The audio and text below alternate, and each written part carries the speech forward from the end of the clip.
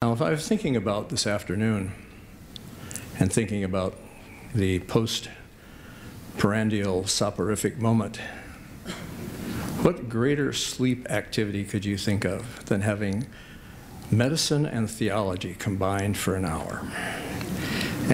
We're going to tell you how to heal your mind and your body simultaneously, or try to help with it. But the challenge that was listed that's listed in the brochure is an interesting one. When you think about whom you are and where you've been, and for some of you, where you're going to go, there are challenges in your life that others can talk about, but have no meaning to you unless you experience them.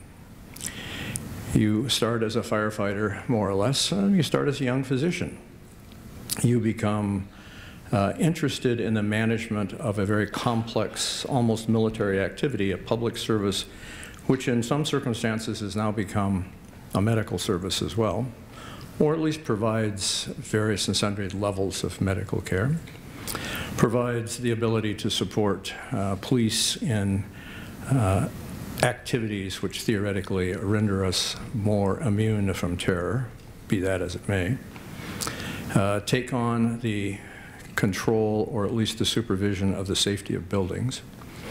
And your life becomes a complicated one, more complicated than a lawyer's, perhaps more complicated than an engineer, more complicated than perhaps anybody, including people who literally fly complicated airplanes. You become more successful, you achieve greater rank, and with that comes greater responsibility. And eventually, there is an ultimate responsibility which some will achieve, others will strive for. But in reality, as you achieve the higher levels, you have fewer and fewer support systems. You have fewer and fewer people to talk to other than your wife, friend, mistress, significant other, partner. To me, it's immaterial.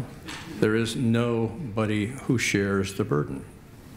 And at the same time, you live in an environment which, to a certain extent, is occasionally rowdy. There is in the world of military, there is in the world of medicine, there is perhaps in the world of law, though I hesitate to even think nicely of those people, the surge of success, and sometimes the surge of failure. And with the surge of success or failure comes the unwinding from an epinephrine bender that in the fire department may be hourly. And with that comes inevitable physiologic change. And to a certain extent, you say to yourself, I'll manage my physiologic change by taking a moment or two of relaxation. Perhaps I'll enjoy some imbibition. I'll try this particular brandy or that particular whiskey. Or maybe I am going to abstain, but instead I will enjoy this remarkably fat-endowed piece of beef. And these potatoes, which have been fried in yesterday's deep fat. And to a certain extent, the pie that I most enjoy is either a lemon meringue, a cream, or apple with 2 dishes of ice cream. And so, in reality, you feed yourselves, or you feed the moment to get rid of the stress.